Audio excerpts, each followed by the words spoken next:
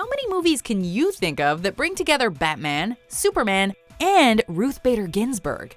Welcome to Watch Mojo, and today we're counting down our picks for the top 10 things you missed in the Lego Movie 2. Oh my goshness, did I interrupt you brooding just now? Before we begin, we publish new content every day, so be sure to subscribe to our channel and ring the bell to get notified about our latest videos.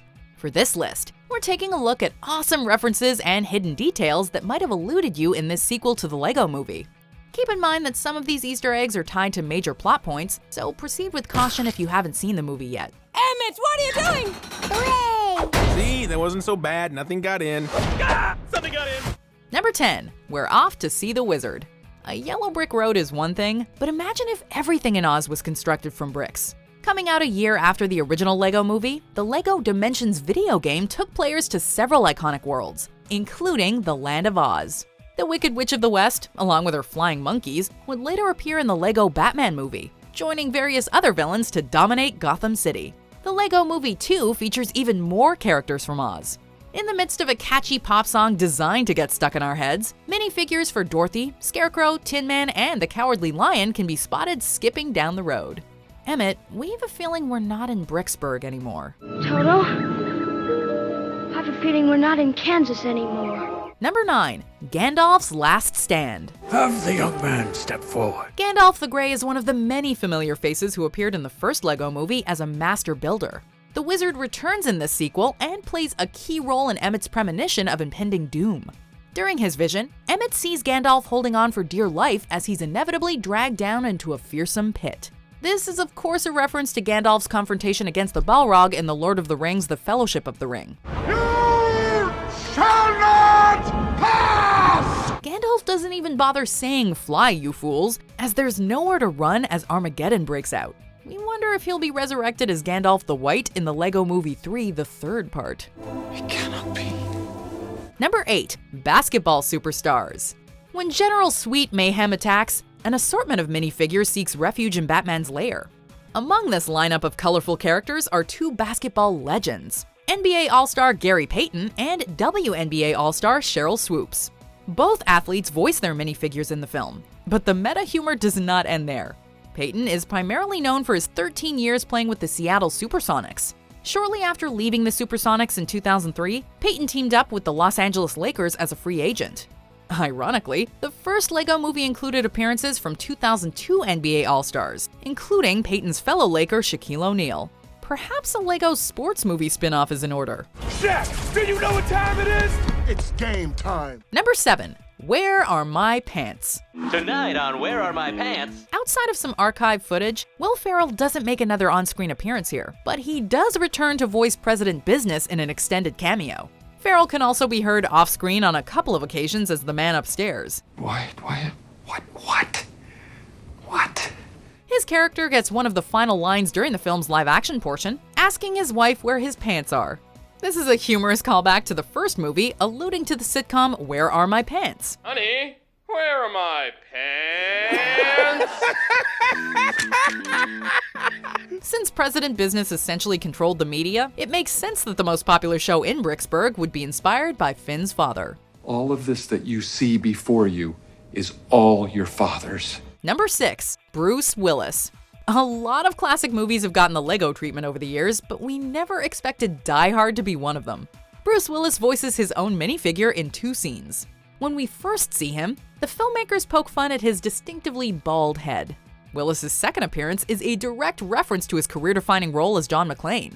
Crawling through a ventilation system, Lucy crosses paths with Willis, who notes that he spent a great deal of time in air vents. I know what a TV dinner feels like. Kids who aren't allowed to watch R-rated films might not get the in-joke, but moments like this demonstrate how the Lego Movie 2 was made just as much for the adults. Now, if we could just get a Nakatomi Plaza playset. Number 5, Behind the Mask.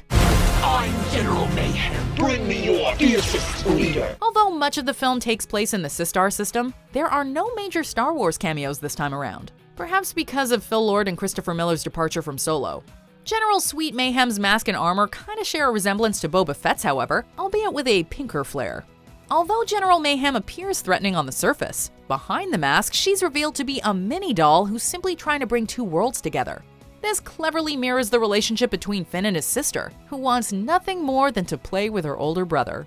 The symbolism is made even more fitting and poignant when you consider that General Mayhem is part of the LEGO Friends brand. I'm your worst nightmare. You're me when I'm late to school and I forgot my homework and my pants are made of pudding? Number 4. Time machines.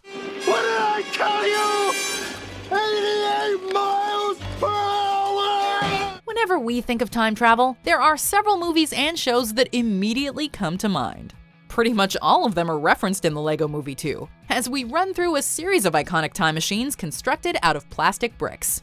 Among the collection are the DeLorean from Back to the Future, Bill and Ted's phone booth, the TARDIS from Doctor Who, time displacement equipment from the Terminator movies, and the titular time machine from the 1960 adaptation of H.G. Wells' classic novel. Arguably the funniest inclusion is a hot tub, which clearly pays homage to the 2010 comedy Hot Tub Time Machine. Between this and Die Hard, Finn must not be taking the MPAA's rating system to heart. It must be some kind of hot tub time machine. Number 3. Justice League. I'm putting together a team. People with special abilities. Superman and Green Lantern might be voiced by 21 Jump Street's Channing Tatum and Jonah Hill respectively, but a few actors from the DCEU do reprise their roles, including Jason Momoa as Aquaman, Gal Gadot as Wonder Woman, and Margot Robbie as Harley Quinn. The Justice League even recreates their classic lineup, although Batman is absent since he's off doing a standalone movie. Speaking of which, the film references several actors who've donned the Dark Knight's cape and cowl, from Adam West to Christian Bale.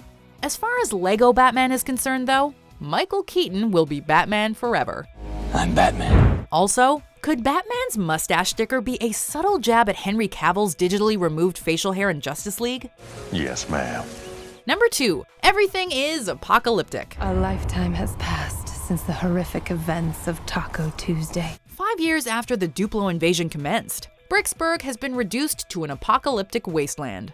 While the fallen Statue of Liberty is an obvious nod to Planet of the Apes, Bricksburg's new look is mostly modeled after Mad Max Fury Road. Larry the barista has traded in his typical coffee shop attire for a mask that resembles Immortan Joe's.